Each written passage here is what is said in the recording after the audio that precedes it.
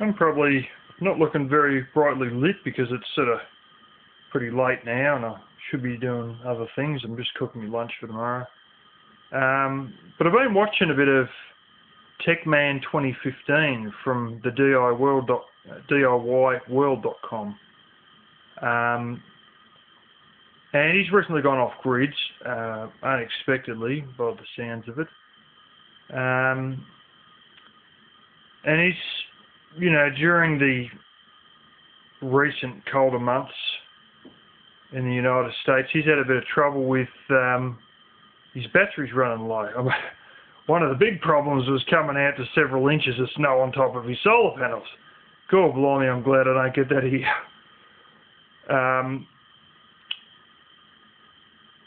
But I sort of realised, and he's just still in the process of building the place as he's living in it. He lost his job and that's the way it's sort of gone for him. But I noticed so many things, for a bloke who is really hard up for electricity in winter, as some of us gridders are, especially the ones of us that run a lot on just solar, without much other generation equipment or other methods of making power. There's just so many things he had that needed electricity to run, or still need electricity to run. And you can do away with all of that, but still have the luxuries that I have on a day-to-day basis. For instance, he's got a wood heater there.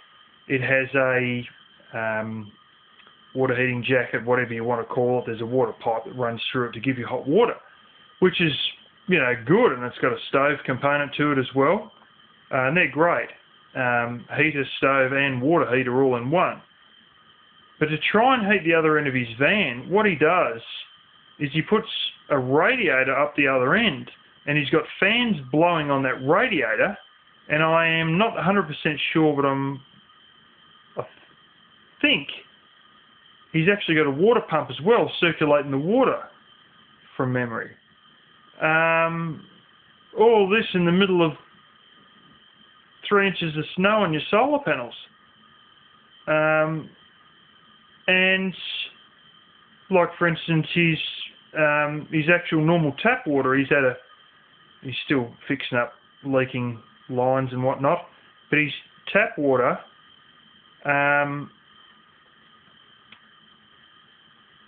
comes, he turns the tap on and you hear a little electric pump fire up, and he does his stuff or whatever and turn it off, and then shortly thereafter the electric pump shuts up again. There's just so many sort of things right there that don't need to use power, but they do.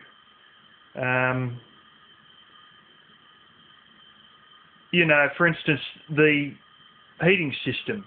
I've seen people transfer heat from where a wood heater is to where they are in another part of the house, another, end of the room, like right up the other end of a large room, by simply using a pipe or something in a pipe shape. One person I saw actually had a roll of carpet and a computer fan on the end, just one single computer fan, and it'll heat up that area. Having said that, I think this is in California, so the cold wasn't as much of a big deal.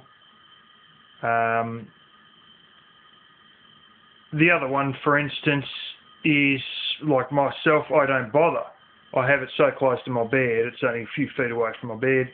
It did have a fan in there, but when I got it, she was pretty rusted. I had to get a screwdriver and wedge the damper open because it was rusted shut.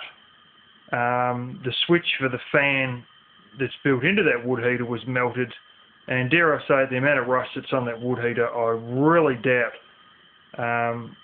the engine wouldn't be seized. It's almost guaranteed it was seized anyway. And then it was 100 watts of mains power it was supposed to use to run something that barely moves any air at all. You should be able to get about 20, 30 watts, to run anyway. But as for the having a water pump, and I know other people have it, Solar Cabin has it and whatnot, but have a look at this, right? Overhead water tank.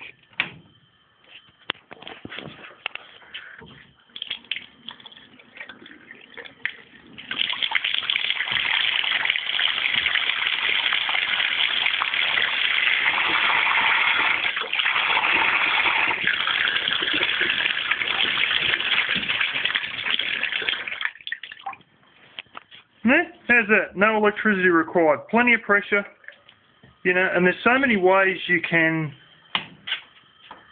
unnecessarily use electricity when you don't need to. And when you're first setting up or starting out, or if you don't intend to buy a whole stack of panels, you don't really need to, because there's always a different way to do stuff. Fridges, for instance, you can use a Peltier fridge, also known as thermoelectric. You can use vapor compression, which is what I've got here.